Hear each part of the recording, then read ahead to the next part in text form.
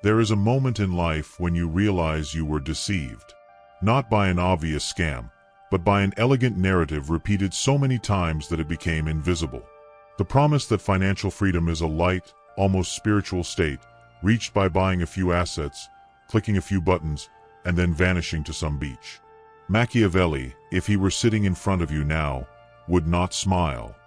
He would observe in silence, because he would understand something almost no one dares to admit. Whoever believes this fantasy has already lost the war before stepping onto the battlefield. The Florentine never wrote about passive income, but he wrote about power, and the essence is the same. Power is not born from hope, it is born from a cold reading of reality.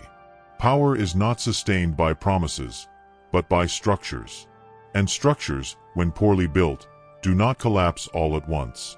They rot slowly, until, at the moment you need them most, they fail. The idea of making money while you sleep is the modern version of the myth of the benevolent ruler, comfortable, marketable, reassuring, and dangerously false.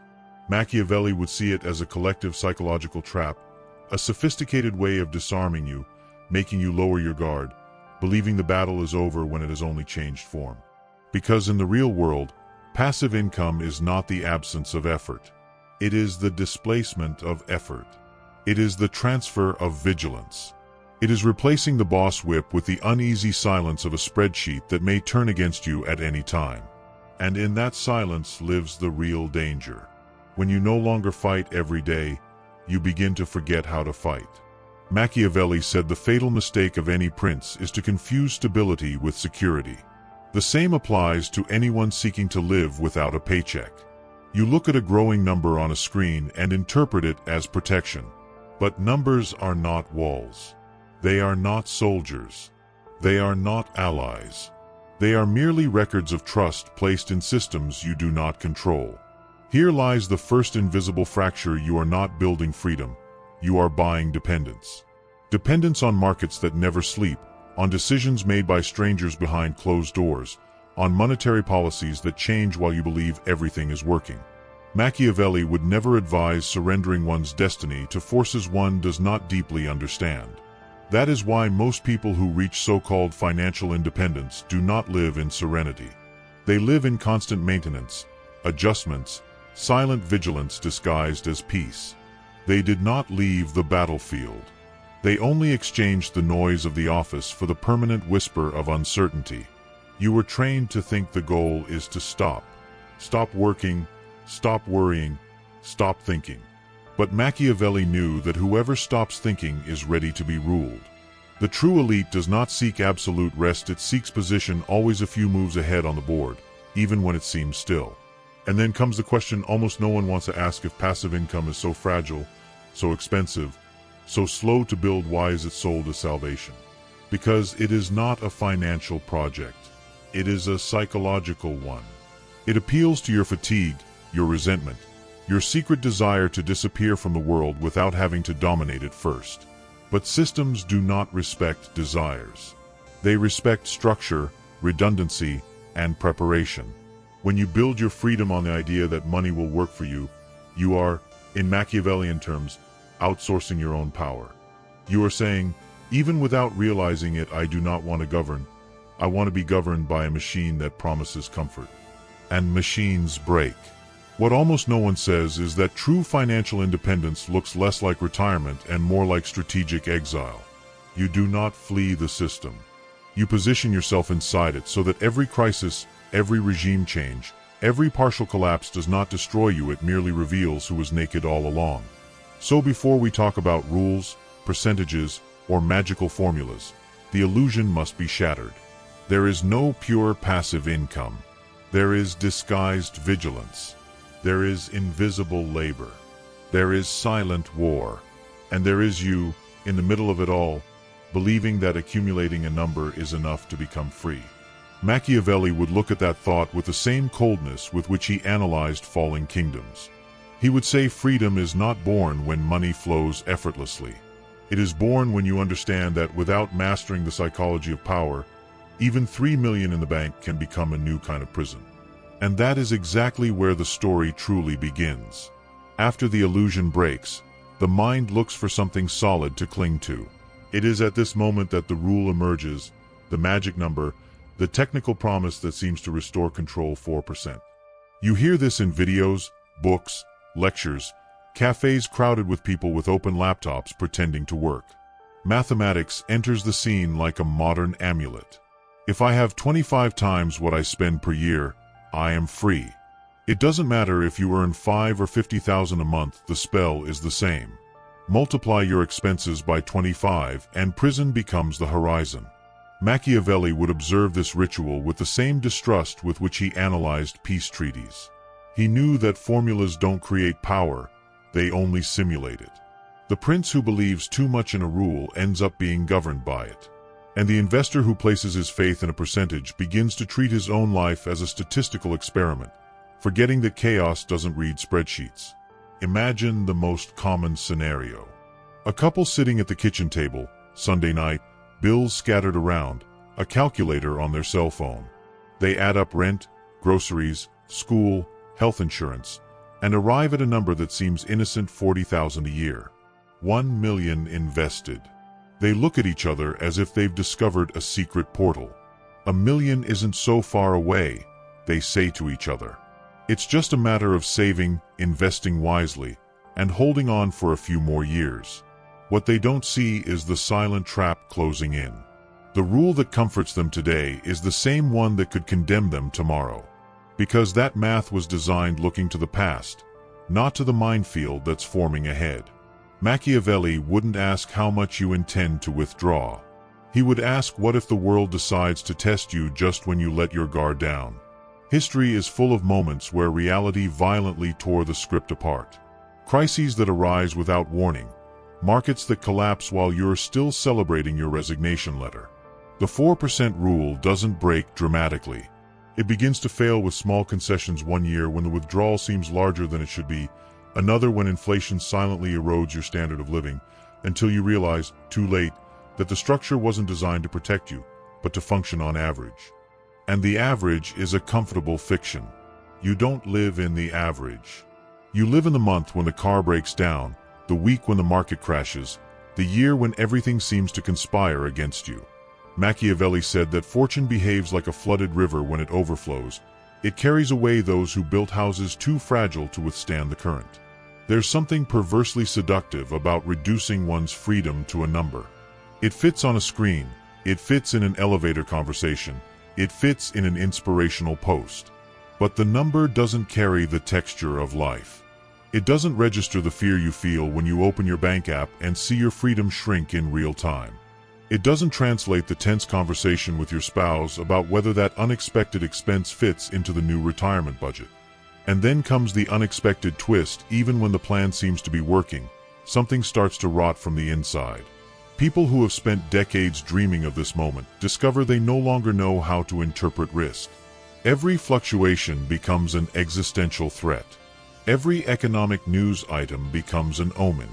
Money, which should be liberating, transforms into an oracle, and you start consulting your charts like an ancient priest consulted bones.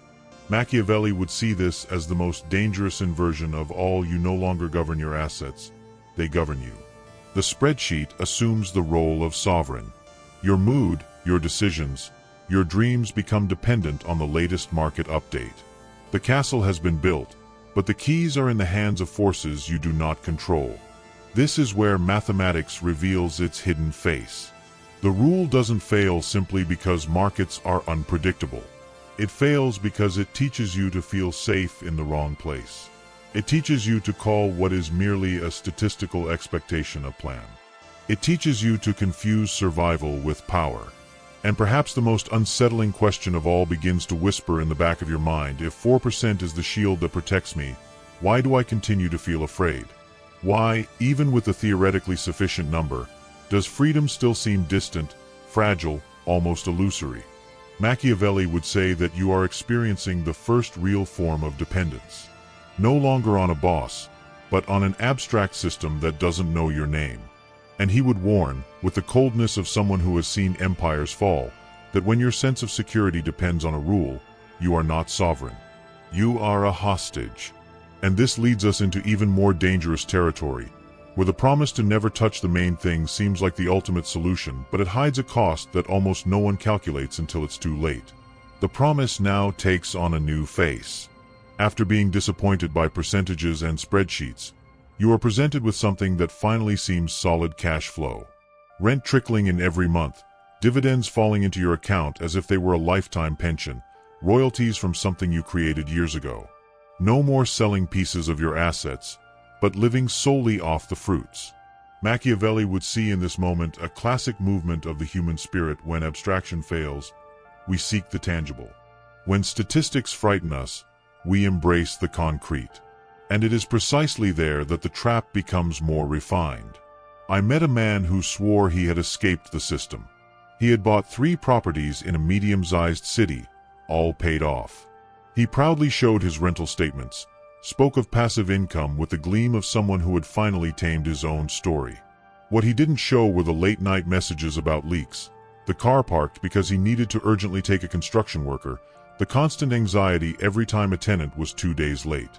On the surface, he had freed himself from his boss. Underground, he had acquired 20 new superiors, all holding the keys to his tranquility. Machiavelli would write that the ruler who replaces one tyrant with several petty despots has not freed himself, but has only fragmented his servitude. Cash flow creates the illusion of ownership, but hides a more subtle type of dependence: the dependence on ordinary people in their worst moments. A tenant doesn't call when everything is working. He calls when something breaks. And everything, sooner or later, breaks. The allure of the model lies in its simple discourse: I have 10 units. Each one gives me 500 in net income, so I'm set. But the world doesn't respect projections. A roof doesn't choose the month it will collapse. A pipe doesn't warn you when it's going to burst. And the cruelest statistic is the one nobody likes to mention: most of the costs of a property don't appear in the first few years, they appear when you're already tired of managing it. Studies show that most small homeowners underestimate their actual expenses by more than 50% over a decade. It's not incompetence, it's psychology. The mind prefers to add income rather than subtract expenses. You remember the rent that came in, but you mentally erase the afternoon lost solving a problem that wasn't yours. And don't think dividends are any different. There are investors who spend days hunting for high-yielding stocks as if they were after sacred relics. They buy stocks that promise 12–15% a year and feel like geniuses for a few months, until the company cuts the payout and the stock price plummets. Machiavelli would say that trusting in structural generosity is ignoring the nature of power. No institution pays above the market out of kindness, it pays because it is in danger.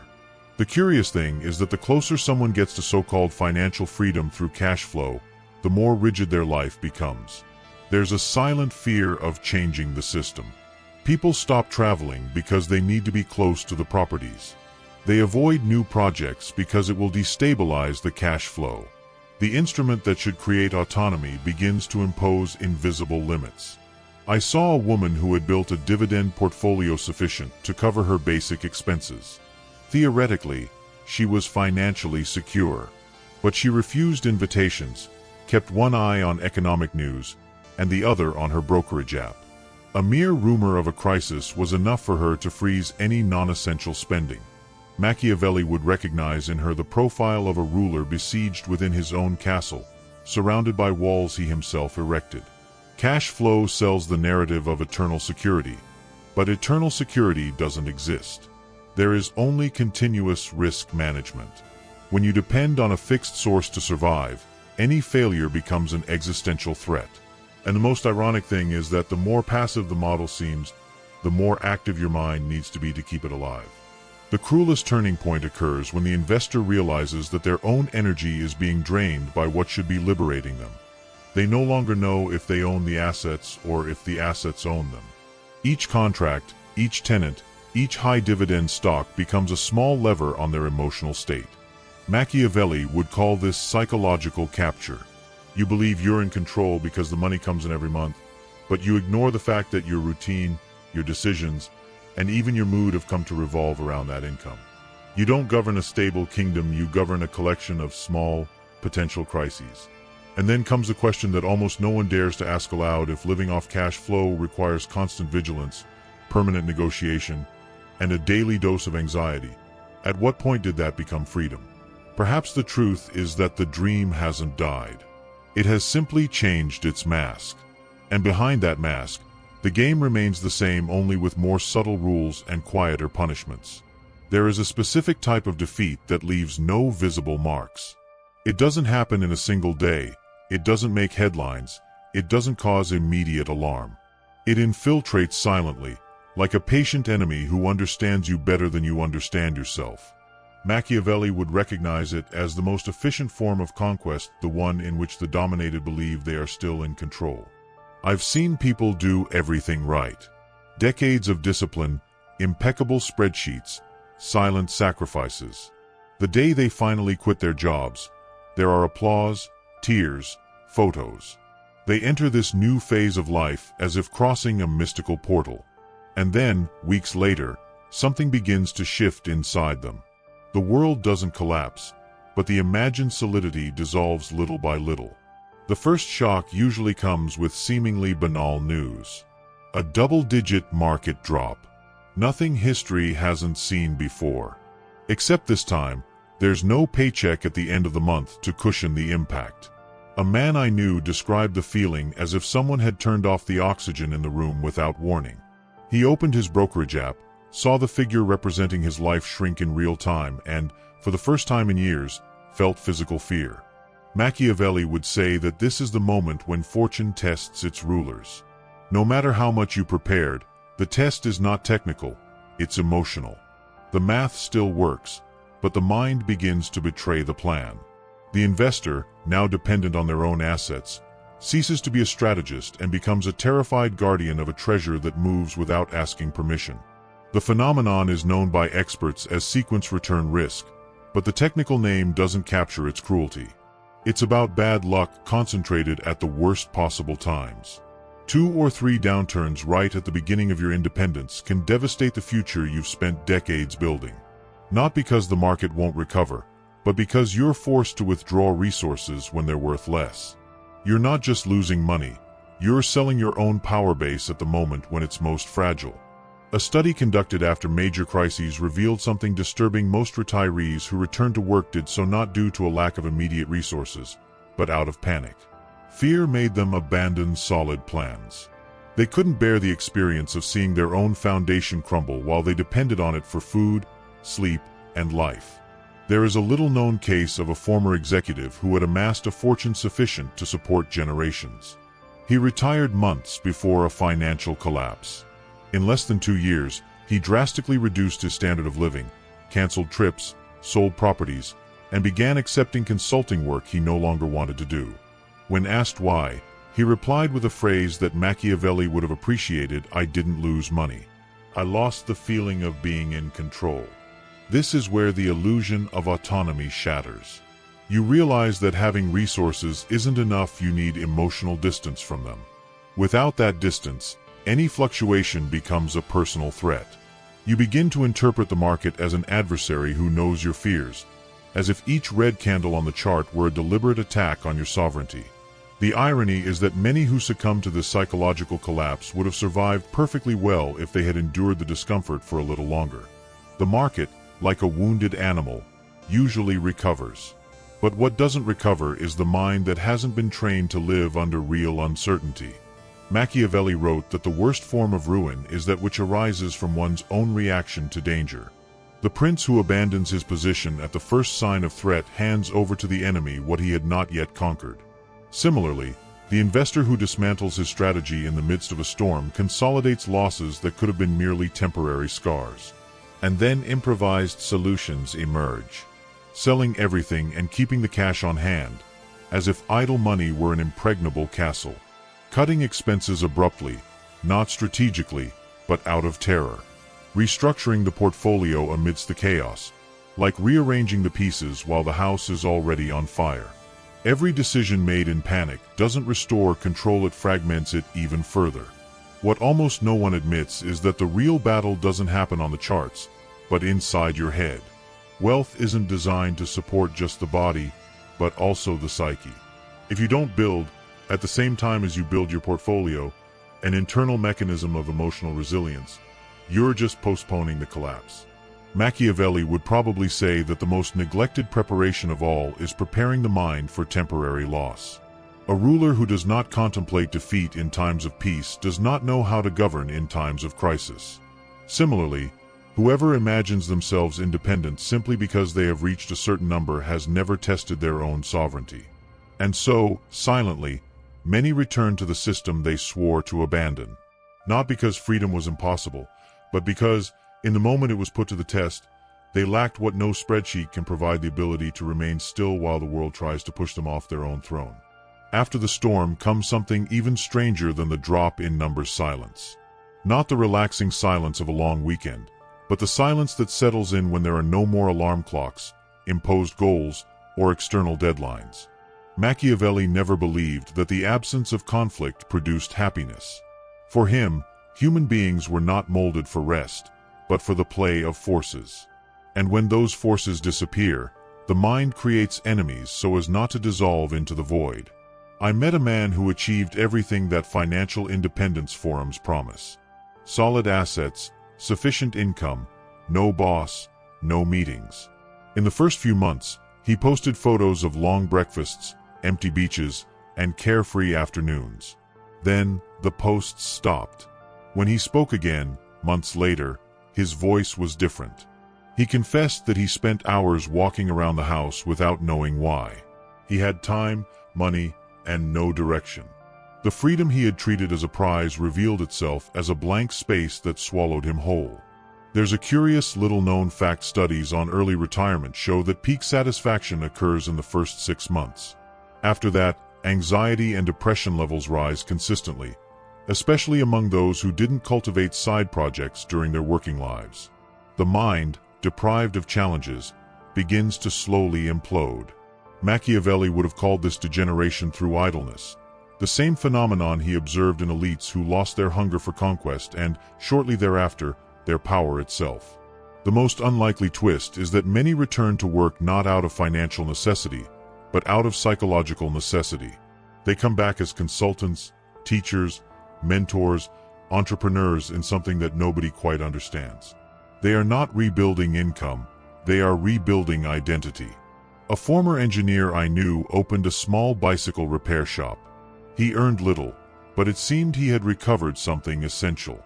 He said that when he worked only to maintain his assets, he felt that life had shrunk to the size of his bank account. Machiavelli always warned that a ruler who doesn't know where he's going ends up being led by someone with a better plan. The same applies to those who achieve financial autonomy without existential autonomy. You can master the numbers and still be defeated by boredom. You can beat the economic system and lose to your own mind. That's why the idea of stopping completely is a dangerous mirage. The real goal is not perpetual rest, but the ability to choose your conflicts. To work not out of fear, but out of desire. To build not out of necessity, but out of expression. Whoever understands this comes to see passive income not as an end in itself, but as an invisible infrastructure for an active and deliberate life. There's a nearly forgotten concept that's resurfacing here with forced strategic exile. Instead of withdrawing from the world, you distance yourself just enough to observe without being swallowed up. You maintain sharp skills, vibrant relationships, and ongoing projects. Not because you need them to survive, but because you need them to remain sovereign. A group of researchers analyzed people who remained satisfied for more than a decade after achieving financial independence. The pattern wasn't in the size of their wealth, but in the diversity of roles they assumed. They were mentors, volunteers, active investors, creators, late learners. None of them had made passive income the center of their own narrative. They treated it as a silent backdrop, not as the protagonist. Machiavelli would have recognized himself in these profiles. He never advocated accumulation for the pleasure of possessing, but for the capacity to act. For him, power without action is a body without a pulse. True autonomy lies not in doing nothing, but in not being forced to do what one despises. And so the cycle closes. Passive income begins as a promise of escape, goes through mathematics, pitfalls, emotional breakdowns, and in the end, reveals its true role not to liberate you from the world, but to return you to it in a position of choice. Those who understand this don't announce their retirement. They present themselves as people in permanent motion, guided by interest and not by fear. Perhaps the greatest irony is that when freedom ceases to be the explicit goal, it finally manifests itself. Not as eternal rest, but as inner mastery. You no longer ask if you can afford something. You ask if it's worth your time. And that question, more than any percentage or asset, is the true sign that the invisible game has changed hands.